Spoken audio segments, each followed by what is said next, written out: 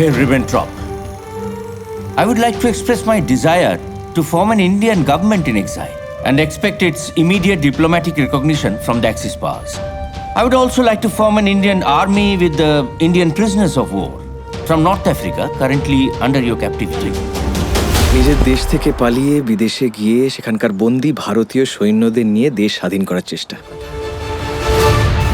Azad Hind radio Berlin, আমি সুভাষ বলছি। এতকাল আপনাদের কাছে আমার বক্তব্য বিষয় শোনানোর কোনো সুযোগ ছিল না। শত্রুপক্ষ যে অপবাদই দিই আমি জানি আপনারা তা বিশ্বাস করেন না। আমি আমার কাজ করে চলে যাব, কে কি বলে না বলে তাতে আমার কিছু আসে যায় না। অক্ষশক্তির আক্রমণ থেকে নিজেদের সাম্রাজ্য রক্ষা করার জন্য যদি ব্রিটেন আজ আমেরিকার দ্বারস্থ হতে লজ্জা না পায়, তাহলে ভারতবর্ষের স্বাধীনতা অর্জনের জন্য অপর কোনো জাতির সাহায্য প্রার্থী হওয়া আমার পক্ষে অন্যায় নয়, অপরাধ হতে পারে না। আমি যেভাবে ব্রিটিশ গভর্নমেন্টকে বিভ্রান্ত করে ভারতবর্ষ থেকে চলে এসেছি, ঠিক তেমনি করেই যথা সময়ে আপনাদের কাছে গিয়ে উপস্থিত হব। রাতের সবচেয়ে অন্ধকার অংশটি থাকে সূর্যোদয়ের আগে। তাই সাহসী হও, সংগ্রাম চালিয়ে যাও, স্বাধীনতা হাতে।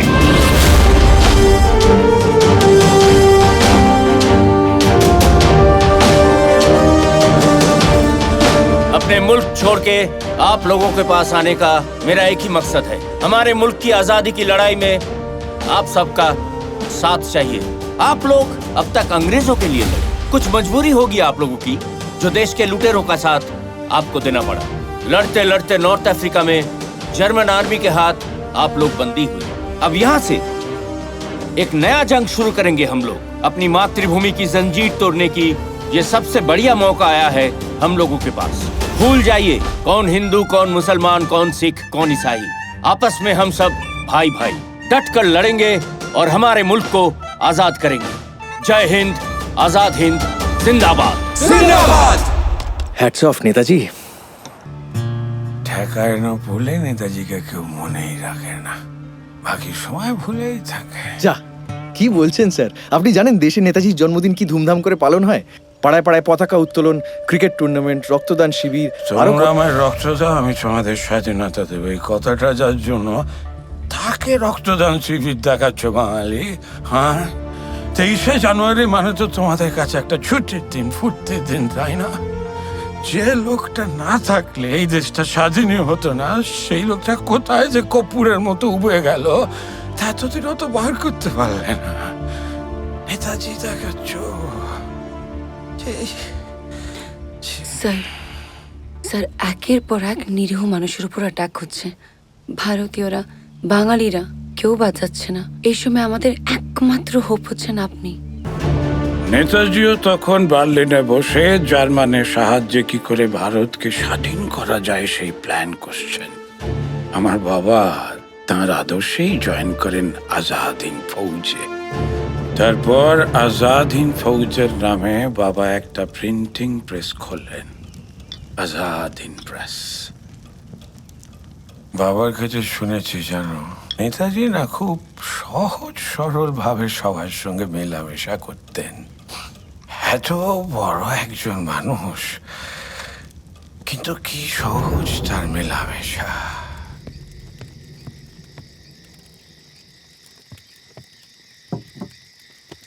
খেয়ে নিন। তোমারটা আমার আছে, গিয়ে খেয়ে নিচ্ছি। তো পেন? হ্যাঁ। একটা কথা বলো তো, রেডিও ফিজিক্স নিয়ে এত পড়াশোনা, মোটা বেতনের চাকরি, ঘর সংসার, এসব ছেড়ে এই ঝক্কির কাজে কিসের টানে? আপনার টানে, কারণ আপনি আমাদের সবাইকে শিখিয়েছেন আসলে কেমন করে দেশকে ভালোবাসতে হয়। একটা প্রশ্ন আছে। করো। বলছি, জার্মান সরকার তো আজাদিন বাহিনীর জন্য সবকিছু করে দিচ্ছে, আপনার প্রপোজালও ওরা মেনে নিয়েছে, তাহলে যুদ্ধ শুরু কবে? অ্যাক্সিস পাওয়ার আমার সঙ্গে কোনো রকম রাজনৈতিক বোঝাপড়া ছাড়াই আমাকে সব রকমের সাহায্যের প্রতিশ্রুতি দিয়েছে, কিন্তু আমি সেটা চাই না।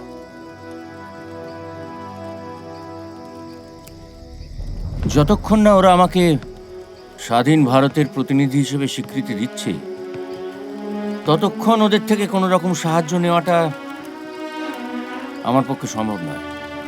তাই কটা দিন অপেক্ষা করো। ভারতের স্বাধীনতা কোনোদিন হিটলার চায়নি। হ্যাঁ, ভারতের স্বাধীনতা আন্দোলনের উপরে লোকটা যা সহানুভূতি দেখাতো সব ছিল মেকি। যেন লোকটা 50 লক্ষের উপরে ইহুদি মেরেছিল। এমনকি ওই লোকটার ফিউচার প্ল্যানের মধ্যে ভারতবর্ষ দখলও ছিল। কিন্তু সেই মুহূর্তে জার্মানি সাহায্য না নিয়ে ওনার পক্ষে তো কোনো কিছু করা সম্ভবও ছিল না, তাই না? শত্রুর শত্রু মানে বন্ধু। 22শে জুন 1941 জার্মানি তাদের শর্ত ভেঙে সোভিয়েত ইউনিয়নকে আক্রমণ করলো। ফলে কি হলো, জার্মানির সঙ্গে হাত মেলানোর জন্য ভারতে নেতাজিকে বলা হলো হিটলারের কুইসলিং, মানে হাতের পুতুল। বাবা, এই সুযোগে নেতাজিকে খেলাতে শুরু করলো জার্মান ডিপ্লোম্যাটরা। তাদের কাছে ইন্ডিয়ান সেন্টিমেন্ট পাওয়ার জন্য নেতাজি ছিল তুরুপের দাস। প্রায় 1 বছর অপেক্ষা করার পর অবশেষে এলো সেই দিন। Why did the Azad Hindi radio record your speeches here? To fool the Allied force. While I shall not be here, my speeches will be broadcasted, where I stated that I am going to Russia to gain some direct experience on the war front and shall be returning in a month's time. But where are you going?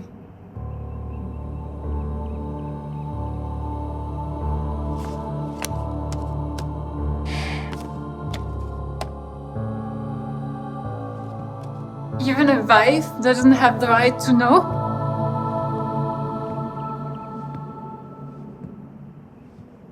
I can't stop asking the question. Shall we meet again?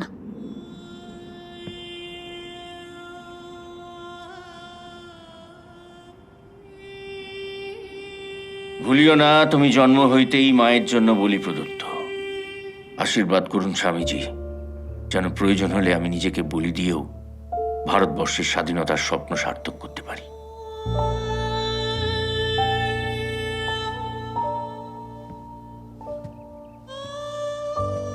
I am a soldier, Emily. Just remember this word from Upanishad. Charoi beti. If I am lost on the way, my best wishes will be transferred to Mr. Rash Bihari Bose for his success.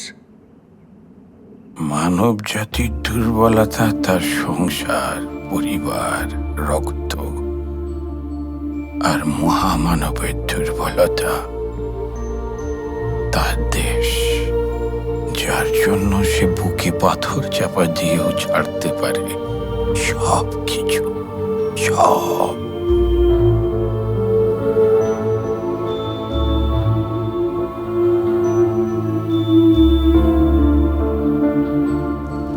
জানো, লোকটা কিন্তু চাইলেই দেশে বসে ইংরেজ সরকারের সঙ্গে আপোষ করে নিজের আখের গুছিয়ে ফেলতে পারত, কিন্তু তা না করে লোকটা সামনাসামনি লড়ে গেছে ইংরেজের সঙ্গে। তারপর অবশেষে এলো সেই দিন, মে 29, 1942।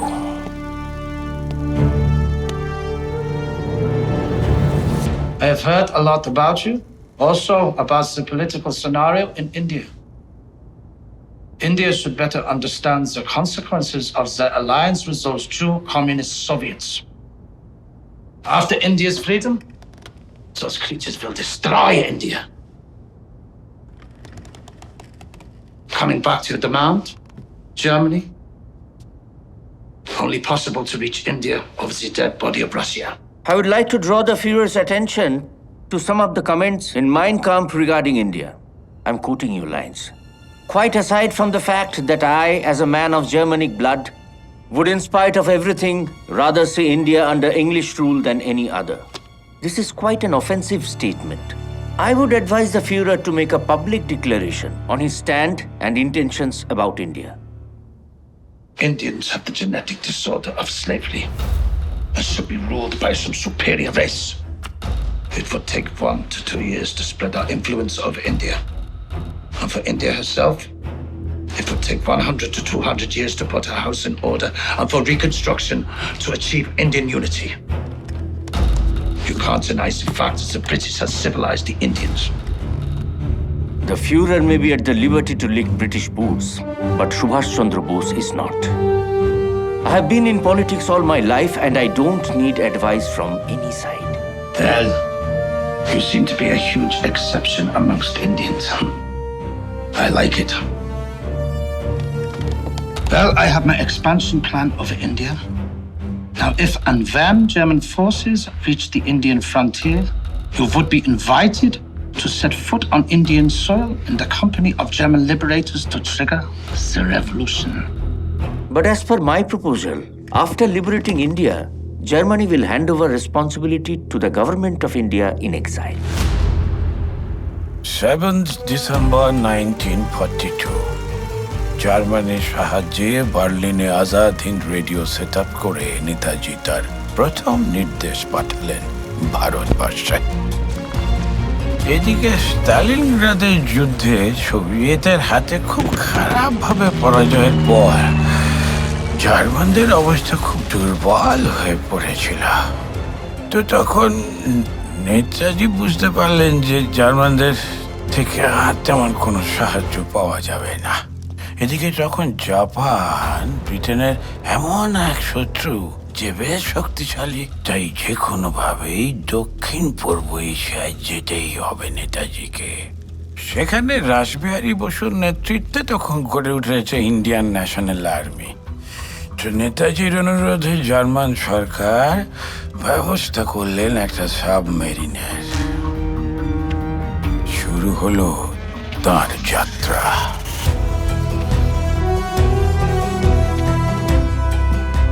English Channel, North Sea, Atlantic, Indian Ocean সব কিছু তখন অ্যালাইড ফোর্সের দখলে।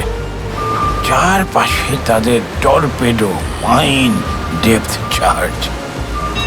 এর মধ্যে দিয়ে প্রায় মাস খানেকের জলের তলা দিয়ে যাত্রা। সত্যি একেই বলে থ্রিলার, একেই বলে হিরোইজম। Hats off Netaji.